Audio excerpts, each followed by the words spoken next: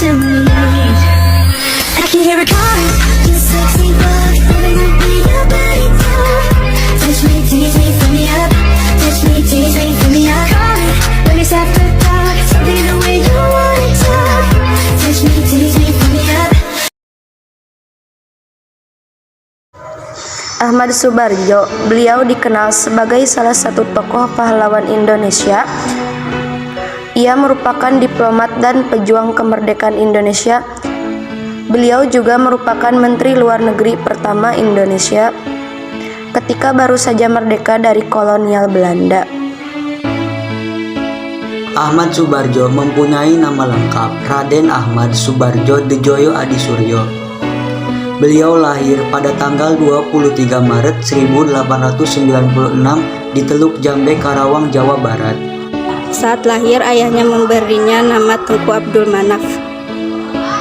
Namun ibunya memberi nama Ahmad Soebardjo atas saran dari kakek neneknya. Adapun nama Jodi Surjo dipakai oleh Ahmad Soebardjo ketika ia ditahan di penjara Ponorogo. Ayahnya bernama Teku Muhammad Yusuf dari Aceh. Ketika Ahmad Soebardjo lahir, ayahnya bekerja sebagai Menteri Polisi Pamong Praja. Ibu Ahmad Soebardjo bernama Wardina. Ayahnya masih memiliki keturunan bangsawan dari Aceh, sementara ibunya berdarah Jawa Bugis. Ia bersekolah di Hurger Burger School, Jakarta. Saat ini setara dengan sekolah menengah atas pada tahun 1917. Beliau kemudian melanjutkan pendidikannya di Universitas Leiden, Belanda.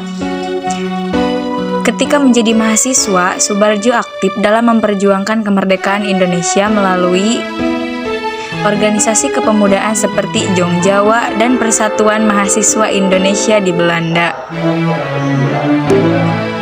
Pada bulan Februari 1927, beliau menjadi wakil Indonesia bersama dengan Muhammad Hatta pada konferensi antar bangsa. Liga menentang imperialisme dan penindasan penjajah yang pertama di Brunei dan kemudiannya di Jerman. Sewaktu kembalinya ke Indonesia, beliau aktif menjadi anggota Badan Penyelidik Usaha Persiapan Kemerdekaan Indonesia (BPUPKI) dan Panitia Persiapan Kemerdekaan Indonesia (PPKI).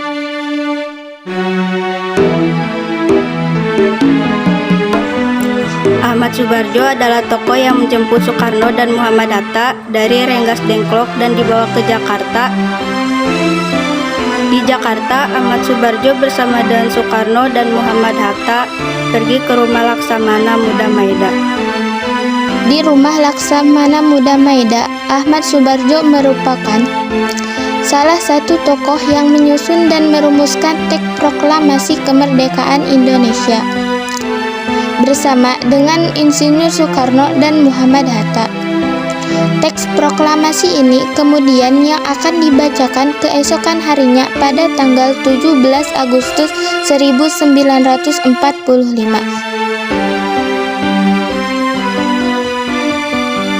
Karir Ahmad Soebardjo terus naik ketika dilantik menjadi Menteri Luar Negeri tanggal 17 Agustus 1945 sekaligus sebagai Menteri Luar Negeri pertama.